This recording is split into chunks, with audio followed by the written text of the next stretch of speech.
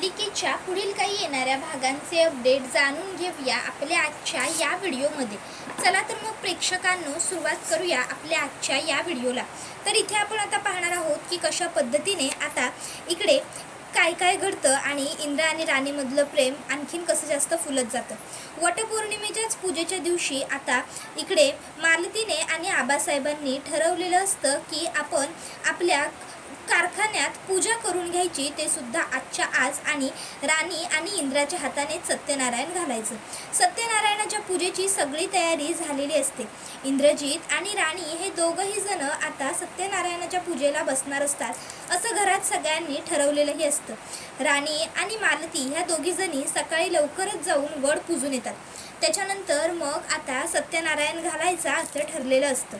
आता सत्यनारायण घालण्यासाठी ते लोक कारखान्यात गाडी घेऊन पोहोचतात। सगळे कामगार त्यांची वाटच बघत असतात। इतक्यात आता ते लोक कारखान्यात जाणार तोपर्यंत समोरून आणखीन एक गाडी येते। आता समोरून ही गाडी कोणती आली हा प्रश्न सगळ्यांनाच पडतो। त्याबरोबर मग सगळेच जण त्या गाडीकडे आश्चर्यचकित होऊन बघतात। सगळ्यांना वाटतं विक्रांत परत आला की काय, पण मग त्यांना सगळ्यांना लक्षात येतं की ही तर तनिषा आहे। तनिषा येते आणि विचारते, वेल कसं वाटलं माझं सरप्राईज? त्यावर इंद्रजित म्हणतो, तनिषा तू इकडे? नाही म्हणजे तू अशी अचानक? त्यावरती म्हणते, अरे तूच म्हणाला होतास ना की उद्या पूजा आहे म्हणून। मग मी विचार केला की मी हे सगळं कल्चर कधी फार पाहिलेलं नाहीये, त्याच बहाण्याने माझं कल्चर सुद्धा बघणं होईल आणि त्यानंतर आपण कामाचं सुद्धा डिस्कस करू। आणि मला आज काही काम फारसं नव्हतं, फ्री होते म्हणून मग निघून आले। त्याबरोबर इंद्रजित हा तिच्याकडे बघतच राहतो। ती म्हणते, सॉरी म्हणजे मी न विचारता तुम्ही मला इन्व्हाइट न करता आली तर तुम्हाला चालेल ना? नाही म्हणजे त्याबरोबर लगेचच आबासाहेब आणि मालती म्हणतात, अगं चालेल असं काय विचारतेस, नक्की चालेल, उलट आम्हाला तू आलीस हे आवडलं, ये चल ये। उलट आज राणी आणि इंद्रा मिळून पूजा करणार आहेत। त्यानंतर मग आता गुरुजी सुद्धा आलेले असतात।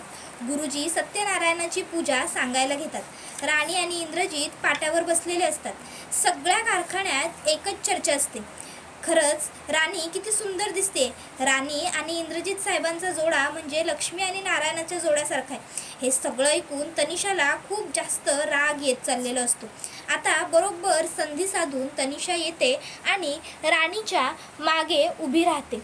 आता तनिषा तिकडे येऊन उभी राहिलेली गोष्ट कोणाच्या फारशी लक्षात येत नाही।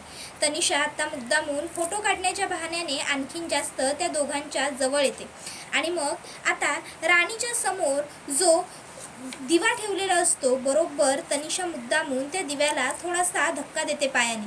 आता ती अलगज धक्का देते आणि पटकन बाजूला जाते। त्याबरोबर आता बघता बघता राणीचा साडीचा संपूर्ण पदर पेट घेतो।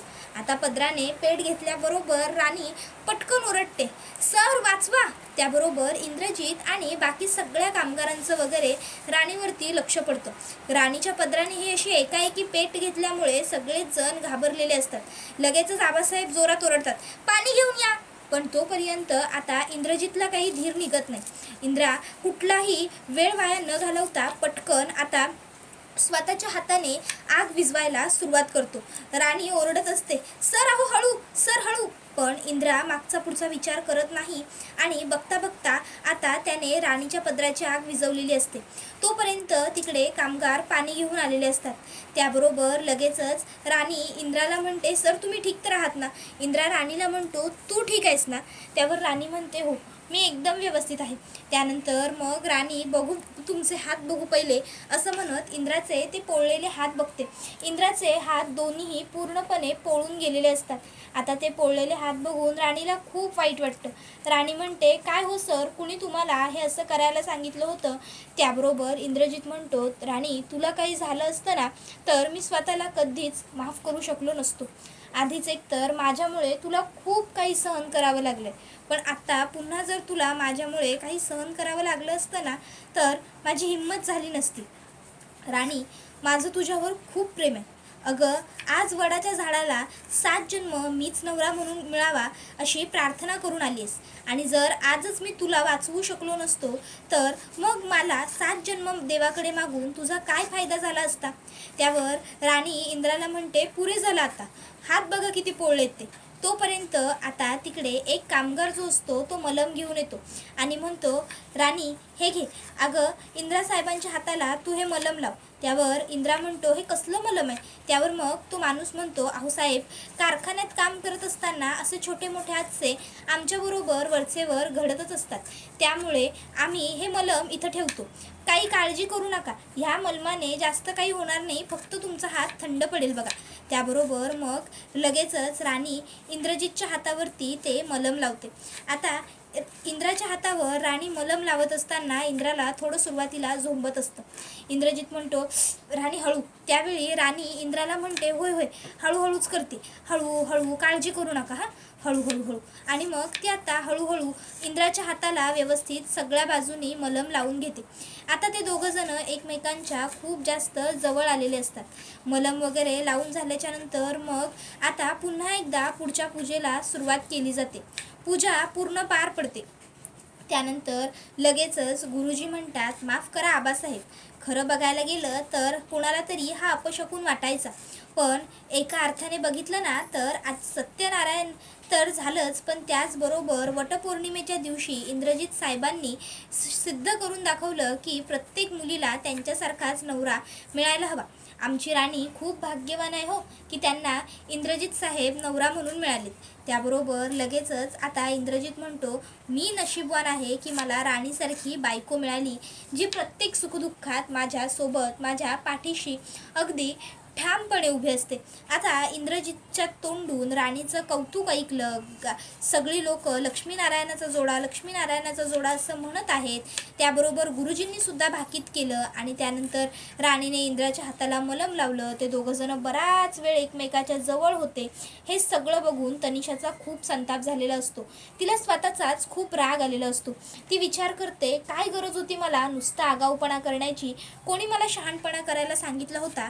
काहीच गरज नव्हती मला त्या राणीच्या पदराला आग लावण्याची.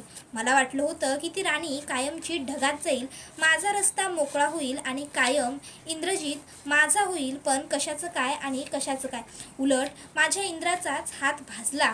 माझ्या इंद्रालाच या सगळ्या गोष्टींमुळे त्रास झाला. त्यानंतर पूजापाठ पूर्ण होतं. छान सगळं व्यवस्थित झाल्यानंतर सगळेजण घरी येतात. इंद्रजित आता बेडरूममध्ये बेडवरती बसलेला असताना राणी आवरून बाहेर येते आणि आता ती इंद्रजितच्या हाताकडे बघते आणि आता तिच्या डोळ्यामध्ये अश्रू येतात. आता तिच्या डोळ्यातले अश्रू इंद्राच्या हातावरती पडतात. त्याबरोबर इंद्रा म्हणतो, राणी काय ग, काय झालं? आणि तुझ्या डोळ्यात पाणी का? राणी बोल ना, काय झालं? काही होतंय का तुला? राणी म्हणते, माझ्यामुळे हे काय झालंय? अहो केवढा हात पोळलाय तुमचा, दिसतोय का तुम्हाला? इंद्रजित म्हणतो, राणी तुझ्यासाठी हातच काय, मी माझा जीव सुद्धा द्यायला तयार. त्यावेळी राणी इंद्राच्या तोंडावर बोट ठेवते आणि म्हणते, बास करा, उगाचच्या उगाच बोलायचं म्हणून काही बोलू नका. लक्षात ठेवा सर, आता तुमच्यात ह्या राणीचा प्राण अडकलाय, ह्या राणीचा श्वास अडकलाय. जर तुम्ही गेलात ना कुठं तर या राणीचा श्वास पण तुमच्याबरोबरच निघून जाईल. कायम लक्षात ठेवायचा ही गोष्ट. त्याबरोबर लगेचच इंद्रा राणीला मिठी मारतो. राणीसुद्धा इंद्राला घट्ट मिठी मारते. दोघं नवरा बायको एकमेकांच्या मिठीत असतात. तोपर्यंत त्या ठिकाणी तनिषा आलेली असते. तनिषा इंद्रजितसाठी जेवणाचं ताट घेऊन आलेली असते. आता पुन्हा एकदा राणी आणि इंद्राला एकत्र मिठीत बघून खूपच तनिषाला राग येतो. तर राणी म्हणते, अरे तनिषाताई तुम्ही इथे? त्यावर तनिषा म्हणते, हो ॲक्च्युली खाली आम्ही सगळे जेवायला बसत होतो. मालती काकू म्हणाल्या की तुम्हालाही खालीच बोलू, पण मला वाटलं इंद्राची तब्येत बरी नाही आहे तर मग त्याच्यासाठी जेवण घेऊन वरतीच यावं, म्हणून जेवण घेऊन आले होते.